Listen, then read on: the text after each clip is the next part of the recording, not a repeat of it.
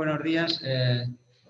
Presentamos una charla sobre los fundamentos y resultados de la reparación de la válvula mitral en la enfermedad degenerativa. Bueno, basar un poco toda la charla en el por qué reparar la válvula mitral, cuándo y cómo, qué técnicas son las que utilizamos habitualmente. En primer lugar, la válvula mitral no se compone solamente de lo que consideramos una válvula, sino que es todo un conjunto de estructuras que mantienen y hacen que esa válvula tenga una funcionalidad normal, como son los velos de la válvula, pero también las cuerdas tendinosas, el anillo, también hay que tener en cuenta, los músculos papilares que sostienen esos velos y lo que le rodea, lo que es la válvula, que es el ventrículo izquierdo y la aurícula izquierda, que necesita una interacción en el tiempo muy precisa para mantener ese funcionamiento normal de la válvula mitral. Es un concepto importante a la hora de plantearnos algún tipo de reparación quirúrgica, bueno, tener todo el contexto de la válvula mitral y todas las estructuras adyacentes en la cabeza, ¿no? Para ver realmente qué funciona o qué disfunciona en esta válvula. Y luego tenemos que hablar pues, un lenguaje que nos sea común, tanto a los cardiólogos como a los ecografistas, a los cardiólogos clínicos y a los cirujanos. Entonces, esto sería el esquema de la válvula mitral vista desde el punto de vista del cirujano en quirófano.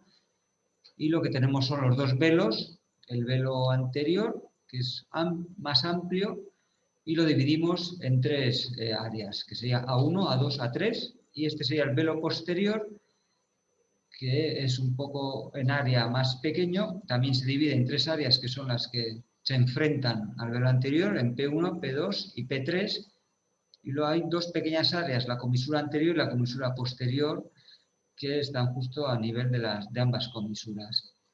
De forma que en un momento dado, cuando analizamos la válvula, qué es la patología que tiene o qué es lo que, dependiendo de los hallazgos ecográficos, qué es lo que el planteamiento de reparación que tenemos que hacer, hablar todos en un lenguaje común de qué es lo que tenemos que entendernos. Y luego está la clasificación funcional. Hay tres tipos de clasificación que también es fundamental para saber y tener el mismo lenguaje en este tipo de patología. Está el tipo 1, que es una movilidad normal, que estructuralmente la válvula mitral es normal, pero hay una falta de coaptación central de ambos velos, que es lo que provoca la insuficiencia mitral. Habitualmente el tipo de lesión suele ser una dilatación importante del anillo mitral. Está la segunda clasificación, que es el tipo 2, que es por prolaso de uno de los velos o de ambos velos. Y luego está el tipo 3, que es una insuficiencia de tipo restrictivo, que es lo que es una falta de movilidad de los velos, que suele ser por un tenting, por afectación del aparato subvalvular o por una enfermedad asociada del ventrículo izquierdo, que hace que pierda su estructura normal, alcance una imagen más de esfericidad y provoque un tenting, un acortamiento de cuerdas y un desplazamiento del punto de coaptación de los velos de la mitral. Esta sería la misma clasificación y lo que se añade es las técnicas de reparación basándose un poco en la lesión anatómica que se encuentra en cada tipo de disfunción de los velos. Bueno, está bien como referencia, pero luego el caso hay que analizarlo de forma individual para ver si alguna de estas o varias de estas técnicas se pueden introducir o se pueden emplear en el caso en concreto. Y el espectro de la patología, basado desde el punto de vista de anatomía patológica, pasa de ser una deficiencia fibroelástica, cuando tenemos una pequeña rotura, un prolaso de una de las cuerdas a nivel del borde libre del velo, y pasa de una forma frustrada cuando esa degeneración de los tejidos es cada vez mayor, hay un exceso de tejido, y cuando ya pasa un exceso excesivo de tejido es lo que se llama el síndrome de Barlow, y es, bueno, es un continuum, no es una patología con una clasificación muy concreta, sino que hay formas frustradas y hay formas combinadas entre estas patologías. Y es en todo su conjunto lo que se llama la degeneración misomatosa mitral. Referencias a nivel mundial donde nos tenemos que basar para plantear qué tipo de estrategia, qué tipo de tratamiento se hacen en estos casos. Tenemos un gran estudio del año 2017 con 6 hospitales de Estados Unidos y Europa, 1.709 reparaciones versus sustituciones en prolapso mitral, y vemos que la mortalidad varía muchísimo entre la reparación mitral o la sustitución. Una mortalidad de 0,2 en reparaciones versus 4,4 en sustitución. Y la supervivencia también está penalizada a 20 años. En reparación es 21 y en sustitución de la válvula es 24. Por eso el implicarse en intentar reparar, no sustituir la válvula mitral, basándose en estos estudios. Lo mismo, la supervivencia, vemos como las curvas de supervivencia, si es reparación de la válvula, sustitución, varían ya desde el primer año. Y ese beneficio de la reparación versus la sustitución se mantiene en cualquier estrato, tanto sea por la edad, como por el género, como por factores asociados, situación del ventrículo, clase funcional. En todos los casos, la reparación es beneficiosa en resultados respecto a la sustitución de la válvula. Más todavía, si la reparación se hace de forma precoz, la cirugía se hace de forma precoz, las curvas de supervivencia mejoran respecto a un tratamiento más conservador, mejora la supervivencia y mejora el riesgo de muerte cardíaca derivada de reparar la insuficiencia o dejarla con tratamiento médico, digamos. El tipo de insuficiencia mitral, cuando es severa, también el riesgo de eventos cardíacos se dispara en los años. Y en insuficiencias severas respecto a insuficiencias ligeras, el ERO es el área de regurgitación efectiva. Cuando es más de 40 es severa la insuficiencia. Vemos cómo penaliza la supervivencia, las curvas de supervivencia a corto o medio plazo, a 5 años, como están penalizadas. También la clase funcional afecta a la supervivencia. No es lo mismo operar una cirugía precoz en clase funcional 1-2 que en 3-4. A pesar de la cirugía, la curva de supervivencia está penalizada. Y además hay más datos. También hay un riesgo de muerte súbita que ocurre en 1,8 de los pacientes por año en casos de insuficiencia mitral severa. La cirugía correctora de esta insuficiencia reduce la incidencia de muerte súbita en el tiempo. De ahí que el interés en reparar estas válvulas de forma relativamente precoz, sin esperar a que se deteriore o a asumir estos riesgos en la evolución de la enfermedad. Lo mismo, lo hemos dicho ya, la reparación versus la sustitución de la válvula mejora la supervivencia en todas las clases funcionales, tanto en clase funcional 1-2 como 3-4, la reparación es superior a la sustitución de la válvula. La reparación se basa en 3 principios básicos. En restablecer la movilidad normal de los velos, en conseguir una superficie de coaptación adecuada y en estabilizar el anillo mitral. Esto es importante, la movilidad, porque consigues una buena coaptación. La superficie de coaptación, pero cuanto mayor sea el área, la superficie de coaptación entre ambos velos marca el pronóstico de la reparación.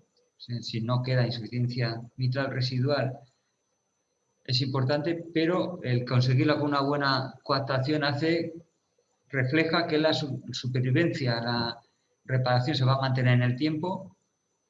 Y estabilizar el anillo, lo mismo. Le das una forma a la válvula y ese resultado que tú consigues en el corto plazo lo tienes que mantener a lo largo de los años, como estabilizando ese anillo y evitando que esa insuficiencia mitral recurra. Las técnicas estándar más empleadas sobre los velos. Cuando está afectado el velo posterior, bien por prolaso o rotura de cuerdas, se practica resección triangular o cuadrangular. Se puede practicar también implantación de neocuerdas de Gore-Tex y practicar sliding plastic, que es una plastia por deslizamiento, que ahora lo explicaremos. Sobre el velo anterior, ¿qué técnicas empleamos? Pues neocuerdas de Gore-Tex y transposición de cuerdas. Y para actuar sobre el anillo, siempre, en el 100% de los casos, hacemos anuloplastia implantando un anillo. Viene un anillo completo rígido o un anillo posterior flexible, dependiendo de las escuelas quirúrgicas. Este es un esquema de las técnicas más comunes empleadas: las neocuerdas, la resección triangular, que se utiliza en velo posterior, y la resección cuadrangular. Este sería un ejemplo típico de resección cuadrangular de P2, bien por prolaso, rotura de cuerdas. Este es el segmento P2, se reseca y el gap que queda se cierra con puntos sueltos, aplicando el anillo posterior y sutura continua, suturando ambos velos. Este sería la misma técnica, pero cuando vemos que el área que vamos a resecar es muy amplia, lo que hacemos es un sliding plastic, que es una plastia por deslizamiento, de tal forma que los velos remanentes del velo posterior se suturan al anillo posterior sin hacer plicatura del anillo, y evitando, sobre todo para evitar que la altura del velo posterior no sea mayor de 1,5 centímetros.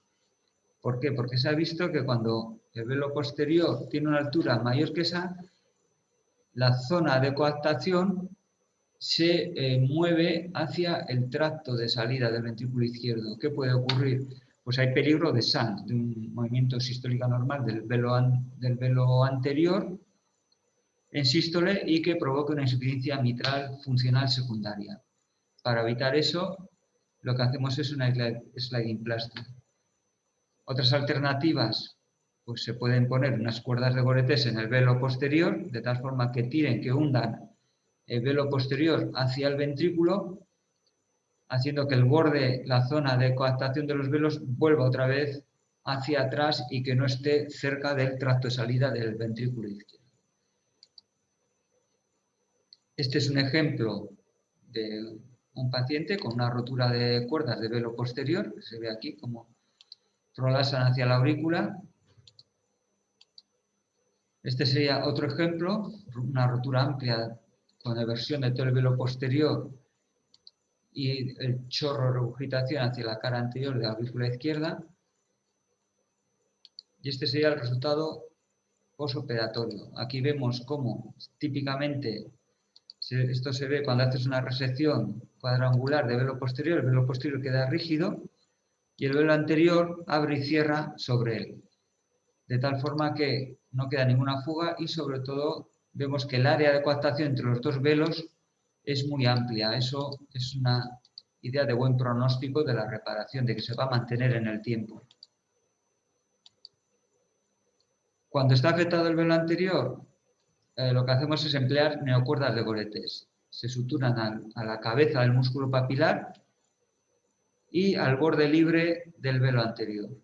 Se miden comparando con otra zona, otro área de la válvula mitral que no prolase, que es de referencia, solemos utilizar P1, que rara vez está afectada, y se hace el water test. Y sobre eso se va controlando la altura de las cuerdas hasta ver que deje de prolasar y se anudan a nivel del borde libre del velo. Este es un ejemplo de prolaso del velo anterior, lo que hemos dicho. Aquí se ve como prolasa el velo anterior por encima del posterior y el chorro regurgitante va dirigido hacia la cara posterior de la aurícula izquierda. Y este es el resultado postquirúrgico. Después de implantar cuerdas en velo anterior, el velo anterior ya no prolasa, sino que cierra sobre el velo posterior, pero en ningún momento sobrepasa el nivel del anillo mitral. Tipos de abordaje. Habitualmente utilizamos la estenotomía media y hay otra técnica, se llama mini invasiva, que es utilizar una mini toracotomía por cuarto espacio intercostal derecho. Bueno, nosotros hemos empezado un programa de formación. Bueno, habíamos empezado, lo que pasa es que la pandemia nos paró todo, en colaboración con el Hospital Clínic de Barcelona para instaurar la cirugía mini-invasiva en el Hospital de Basurto. ¿Por qué? Bueno, pues porque tiene varias ventajas. Consideramos que es menos agresiva desde el punto de vista quirúrgico. Consigues una imagen intracardíaca de alta definición. Esta es la imagen que se ve con el videotoracoscopio. Este sería el videotoracoscopio que entra por un puerto. Esta es la mini toracotomía por donde actúa el cirujano. Y lo que consigues es una imagen de muy alta definición. Habitualmente la cirugía de la válvula mitral, por la orientación que tiene el anillo mitral, no la ve más que el cirujano cuando estás en quirófano. De hecho, el ayudante que se sitúa enfrente del cirujano muchas veces ni la ve. Pero con este tipo de cirugía realmente pues la ve todo el quirófano, o incluso se puede ver fuera del quirófano, mostrar las imágenes a larga distancia. Tiene un máximo detalle anatómico y ves muy bien todos los defectos. Por ejemplo, aquí se ve una cuerda rota del velo posterior. Este sería el velo posterior que prolapsa de forma extensa. Esto sería el velo anterior y aquí vemos una cosita que surge, que es una cuerda tendinosa que está rota. Y luego tiene un alto valor docente. Curiosamente, porque permite enseñar y ver todo este tipo de patología. Curiosamente, el cirujano se aleja de la válvula mitral físicamente, pero en cuanto a visión la tienes mucho más cerca que por cirugía abierta. Entonces, bueno, es un programa que estamos iniciando, que hemos retomado este año de nuevo, yendo cirujanos de este hospital al Clínic y viniendo cirujanos del Clínic a este hospital, y que, bueno, lo vamos a retomar con mucha prudencia para que nuestros resultados, por supuesto, no estén penalizados por el tipo de vía de abordaje, sino que todo lo contrario. Los resultados son importantes. ¿Por qué? Pues porque al final la indicación de la cirugía se basa en los resultados. Si tú ofreces unos resultados en insuficiencia mitral severa, pacientes asintomáticos, como es este caso, aunque no tengan disfunción del ventrículo ni tengan dilatación del ventrículo, si ofreces una tasa de reparación mayor del 95% con una mortalidad esperada de menos del 1%, cumplirías criterios para poder reparar estos pacientes asintomáticos sin disfunción y sin dilatación de cavidades. Entonces, los resultados necesitan definirse. Hay que definir la supervivencia, la ausencia de complicaciones, si se presenta fibrilación auricular, ictus, insuficiencia cardíaca o endocarditis, la ausencia de reintervenciones y la ausencia de insuficiencia mitral recurrente. ¿Cómo evaluamos los resultados a largo plazo? ¿Qué factores tienen impacto en estos resultados? Y hay que saber si todos los procedimientos tienen los mismos resultados. Factores que influyen en estos resultados a largo plazo. La etiología de la válvula, no es lo mismo operar una degenerativa que una isquémica, una endocarditis o una congénita. La complejidad de las lesiones, no es lo mismo reparar un prolapso de P2 aislado que un prolapso de ambos velos con una degeneración Barlow muy severa. El momento de la intervención también influye y las disfunciones asociadas. La función y la morfología del ventrículo izquierdo, el tamaño auricular, si hay hipertensión pulmonar, si hay fibrilación auricular asociada o no, y la técnica de reparación. El resultado inicial de la reparación también influye a largo plazo, si queda una insuficiencia mitral residual, si se provoca SAM, y lo que hemos comentado antes, la longitud de la coaptación en ambos velos, que te da una idea del pronóstico de que esa reparación se vaya a mantener en el tiempo. La etiología más benévola, la degenerativa, sobre el resto de las etiologías. La complejidad de las lesiones, el prolazo posterior aislado, es el, digamos, técnicamente más sencillo de reparar. El momento de la intervención, por supuesto, si la intervención es precoz, los resultados no están tan penalizados como cuando operas ya unas válvulas mitrales en un corazón, en unos ventrículos ya dilatados, con disfunción, penaliza los resultados. La técnica de reparación, el de utilizar anuloplastia o no utilizar, también influye sobre todo en los resultados a largo plazo. Es fundamental y nosotros en el 100% de los casos utilizamos anuloplastia, es decir, implantación de anillo mitral. Y el resultado inicial también marca el pronóstico, que no quede una insuficiencia mitral residual y que la coaptación de los velos sea buena. En el Hospital de Basurto tenemos una serie de 236 pacientes con una edad media de 62 años. La mayor parte, 70%, son lesiones del velo posterior, hay un 22% con lesiones de ambos velos y un 7% con lesiones del velo anterior. Y la técnica quirúrgica, como corresponde, en la mayoría de los casos son resecciones, pues la dimplastia y velo posterior, y con el otro porcentaje más pequeño, un tercio, digamos, son neocuerdas en velo anterior o en velo posterior.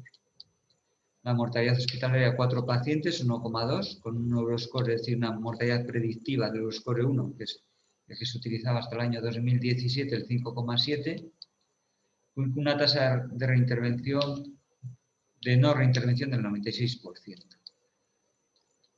A nivel mundial, ¿qué estudios tenemos de referencia? Podemos guiar y lo que podemos predecir, que tenemos uno del 2013 de David, de Toronto, 840 reparaciones, con una mortalidad precoz del 0,8. Otros estudios de Castillo y Hadas del Mount Sinai con una mortalidad hospitalaria del 0,8, una tasa de ictus del 0,5 y una tasa de reparación del 99,9. Estos son los grandes centros de referencia a nivel mundial en reparación. Otro es europeo del 2013 con 843 reparaciones, tasa de reparación del 99,3, mortalidad 0,2, ictus 0,6. Y otro que es con robótica, 487 reparaciones, con 100% de reparación, 0,2 de mortalidad. En centros con experiencia, la mortalidad de la reparación mitral aislada debe ser menor del 1% y la tasa de reparación mayor del 90%, con un riesgo de ictus menor del 1%. La reparación a largo plazo consigue una supervivencia del 86% a 10 años y del 57% a 20 años, y está penalizada por la clase funcional y por la fracción de eyección del ventrículo izquierdo. La clase funcional, vemos que la curva de supervivencia se penaliza, no es lo mismo operar en NILLA 1 que en NILLA 4, y la supervivencia mejora al intervenir precozmente, de forma significativa. El mejor resultado se puede obtener en pacientes más jóvenes y menos evolucionados. La supervivencia tras la reparación mitral es similar a la de la población general, ajustada por edad y género, excepto si operamos en NILLA 3-4 o ya con disfunción ventricular, que ahí penaliza los resultados. Y la ausencia de reintervenciones en la serie de David alcanza el 96% al de 10 años y el 94% al de 20 años. Y el 63% lo que tiene es una insuficiencia mitral recurrente en los casos de reintervención. ¿Qué otros factores afectan a la supervivencia a largo plazo? Es la afectación aislada del prolaso del velo anterior y la degeneración misomatosa. Y es importante que no quede insuficiencia mitral al final de la intervención, porque vemos que las curvas de reoperación sí que difieren cuando no hay insuficiencia mitral residual, del 21% al de 15 años,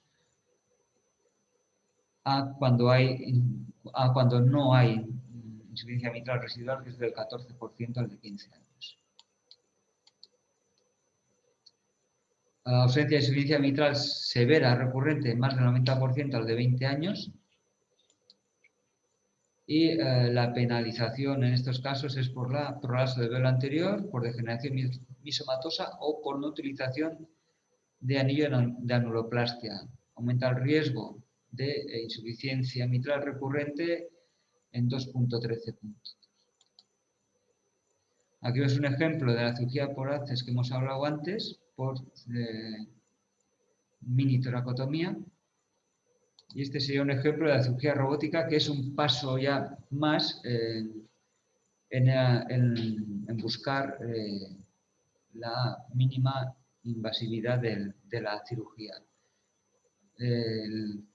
Empezaríamos, en estos casos siempre se empieza por la cirugía mínimamente invasiva, por mini toracotomía, y una vez cubierta la curva de aprendizaje, que es una curva larga, pues pasaríamos a cirugía robótica con el robot Da Vinci.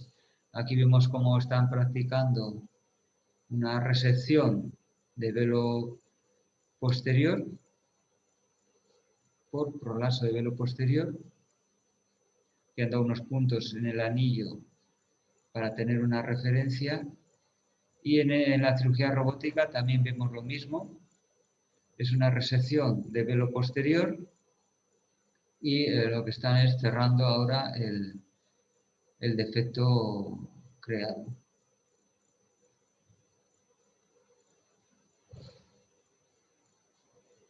Vemos que la calidad de la imagen es excelente al utilizar la videotoracoscopia y el detalle de las lesiones y de lo que tú estás haciendo pues es magnífico. De hecho, bueno, tú puedes ir variando el zoom, puedes ir aumentando, disminuyendo el tamaño de lo que estás viendo, ¿no? Conclusiones. Los resultados a largo plazo dependen de muchos factores que incluyen etiología, lesiones, disfunción del ventrículo izquierdo, precocidad de la intervención quirúrgica, experiencia quirúrgica y factores del paciente. La reparación mitral para la insuficiencia mitral degenerativa tiene resultados probados y excelentes en términos de riesgos perioperatorios, de supervivencia a largo plazo, de recurrencia de la insuficiencia mitral y de ausencia de reintervenciones. Eskerrik asko.